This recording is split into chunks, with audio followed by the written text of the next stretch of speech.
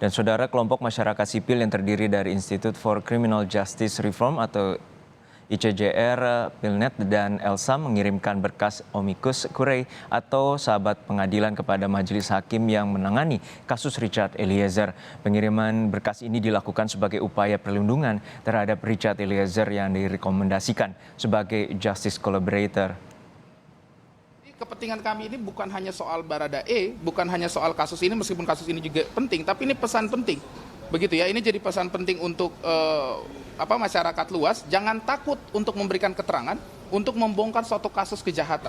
Nah, ini juga penting untuk hakim dan jaksa, karena apa? Yang mendapatkan keuntungan, kalau kita mau pakai bahasa keuntungan ya, kan pembuktiannya ada di jaksa, ada di hakim. Jadi kalau jaksa dan hakim tidak mendukung sistem justice kolaborator, ya nanti penegakan hukum kita tambah sulit, apalagi kasus-kasus seperti kasus korupsi, kasus narkotika yang sangat terorganisir, yang sangat susah diungkap, justice kolaborator jadi penting. Jadi itu bagian yang paling penting. Jadi kita kasih lihat contohnya, kita beritahu kepada hakim. Saya rasa hakim juga sudah cerdas lah, beliau sudah tahu ya, ini kan cuma masalah dukungan. Jadi supaya hakim tahu bahwa hakim tidak berjalan sendiri, bahwa ada sistem besar yang harus kita selamatkan.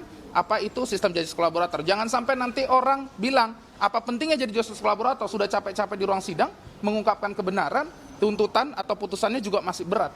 Begitu ya.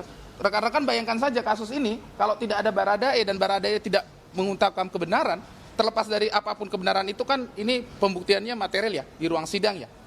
Hakim dan jaksa kita beri kewenangan itu untuk menilai, tapi bayangkan kalau tidak ada Baradae, kasus ini akan sangat susah terbongkar. Jadi itu yang paling penting, rekan-rekan isi dari amicus curiae ini atau dokumen ini ya, dukungan kepada hakim.